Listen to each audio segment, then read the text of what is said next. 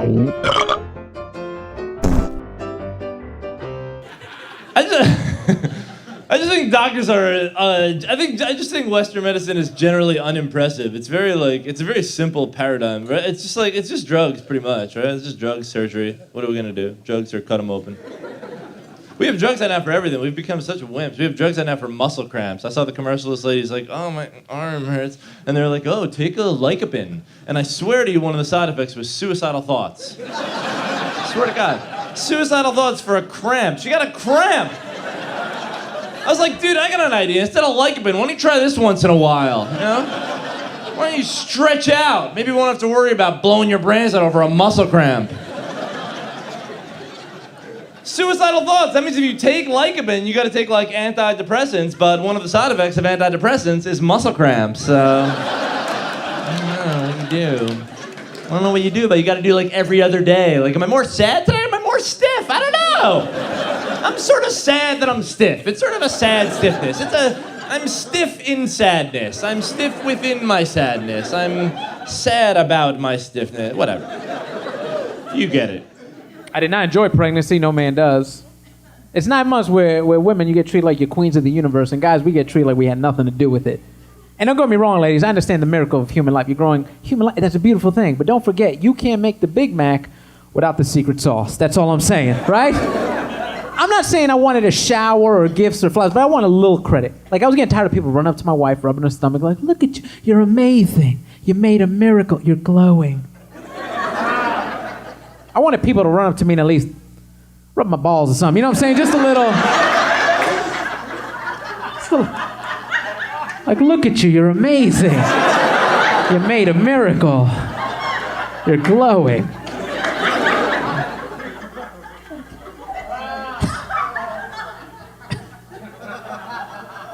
I love that you got into it. You're like, okay.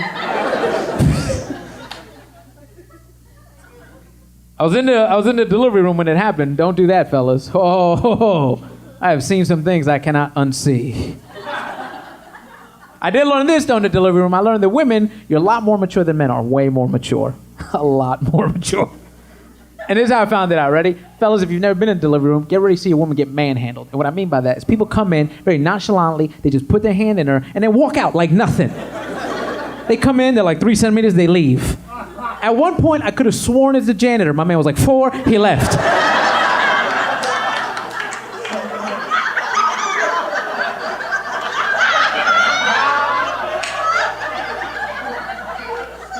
I was like, does he work here? He's in the corner.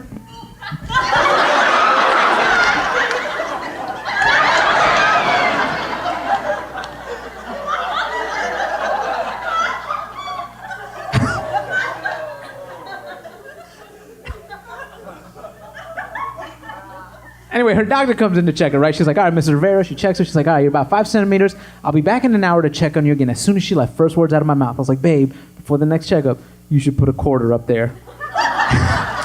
Before you judge me, could you imagine the look on that doctor's face on that next checkup? Like, all right, Mr. Rivera, well, that's different.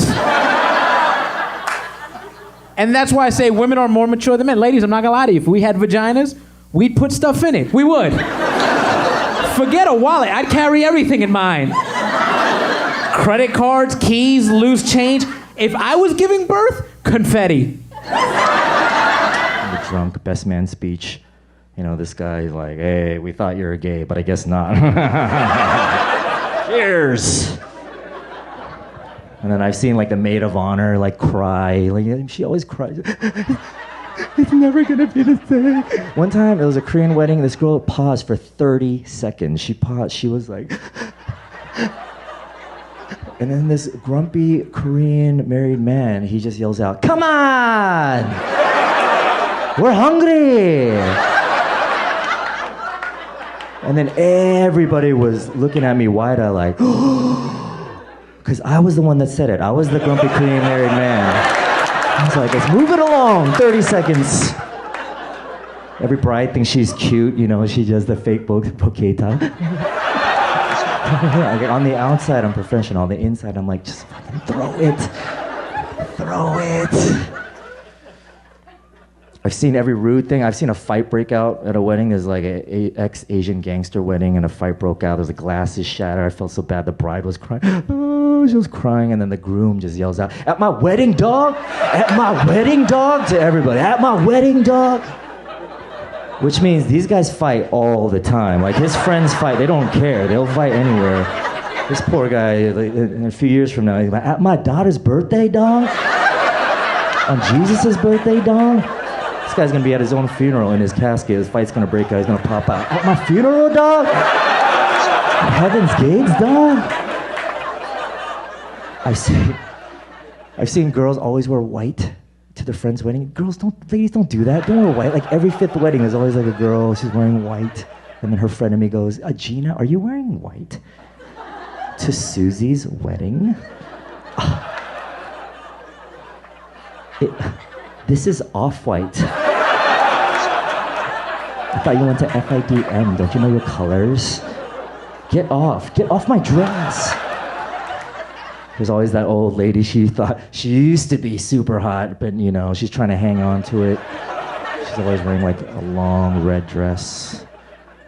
She's like the soundtrack in her head, it's like "Lady in Red." She's drunk.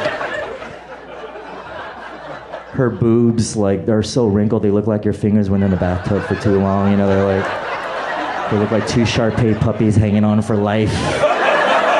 But you still look.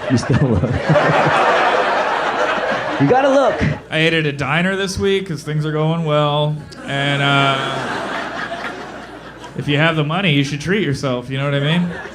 Diners are my favorite restaurants because they have everything you could ever want, no matter what. You know what I mean? Diner menus have like 180 items on the menu, and they're all ready immediately, which is not how food works. Diners are the only restaurants that have lobster and pancakes on the same page of a menu. And even if they get your order wrong, the right one is still ready. They're like, "Here's your pancakes." You're like, "I ordered lobster." They're like, "Oh, sorry. Here's your lobster." And you're like, "I don't want that lobster. That was in your apron."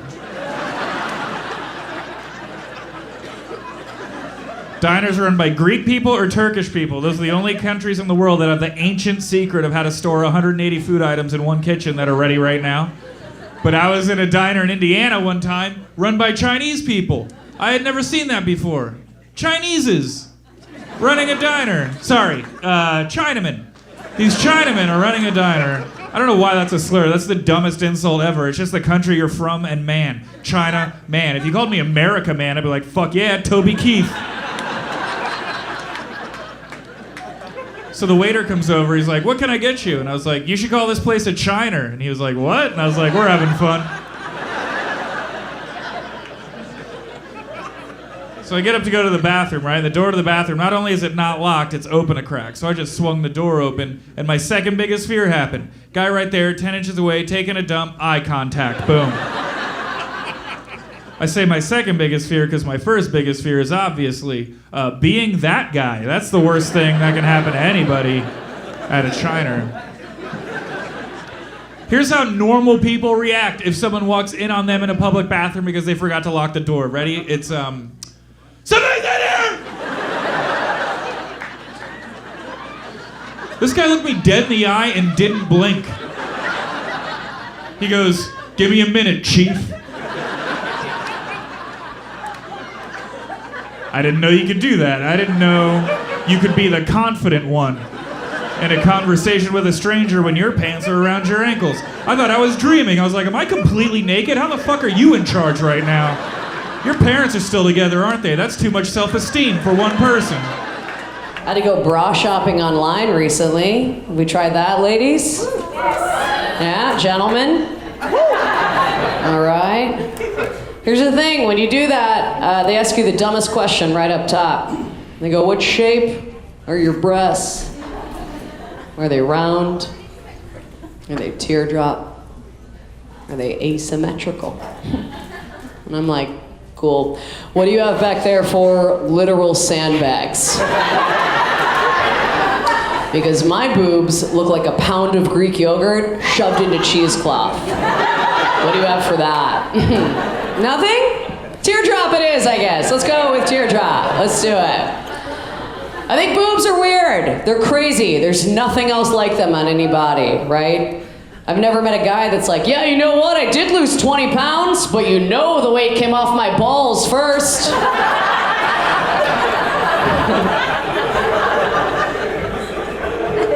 And we have to keep buying bras accordingly, right? Throughout our whole life. And there's all different shapes and sizes, right? You got like front class bras, which are hilarious to take off because every time you take off a front class bra, it just looks like your chest is vomiting tits, right? Then we've got strapless bras, which like... Okay. I put on a strapless bra and within 5 minutes it's around my waist. So I'm the worst hula hooper in the goddamn world. And I've always been so jealous of women who can wear like sexy bras like from some French boutique, always called like oui or like shh, right? Straps are made of whispers, cup size as big as a Girl Scout badge, like, okay. And always made of lace. Who was in charge of that decision? Who was like, hey, ladies, you know the most sensitive skin on your body? Here, put this itchy spider web on it. It's horse shit. I'm about sick and tired of tequila companies trying to convince everybody that tequila is smooth now. All advertisement I see for tequila says, so smooth. It's so smooth. It's smooth. I heard that enough. I was like, sweet. They must have fixed it. So I tried some. They haven't done anything to it. It's the same nasty shit it's always been. I don't think they should legally be allowed to tell people that tequila is smooth. Tequila, in my opinion, is the least smooth drink that you can drink. That's why there's so many distractions when you drink tequila. You never just take a drink of tequila like you do anything else. You gotta do all this other stuff. You gotta lick this and suck that. What are you trying to hide, tequila?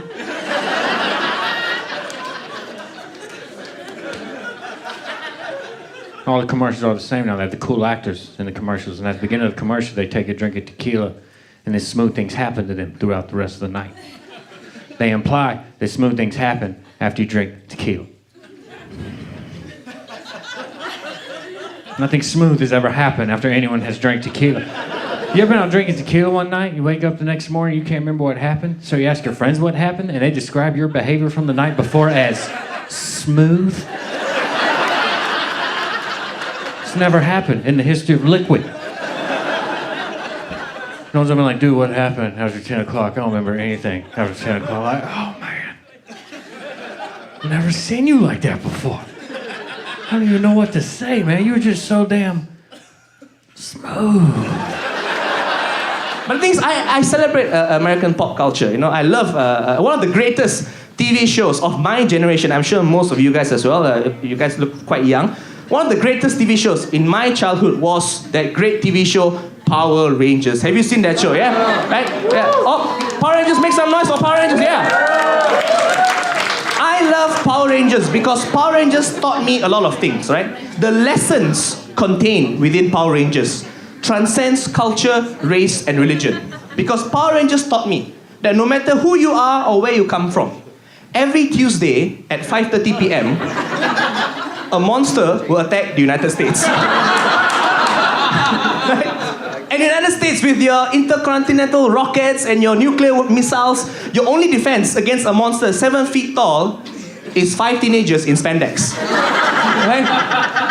Using karate. You know what I'm saying? And the battle plan is always the same. They'll fight the monster, and the monster will start to lose within 15 minutes of the show. And then suddenly, the evil monster corporation will send down an energy of light into the monster. And now, the monster 7 feet tall will become skyscraper tall.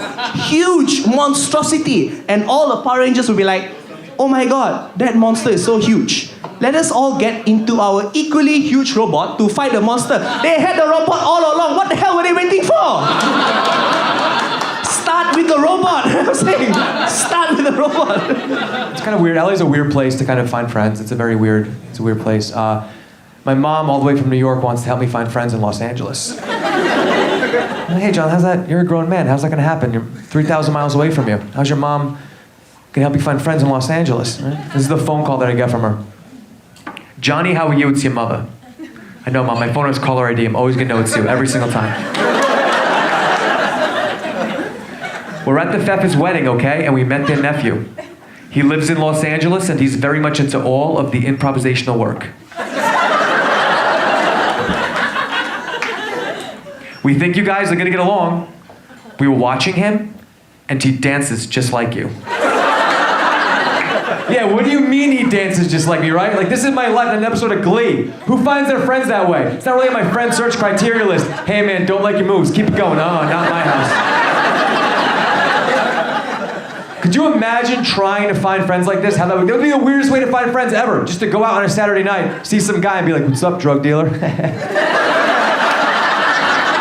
This fucking move you pulled off was so sick. Let's be friends.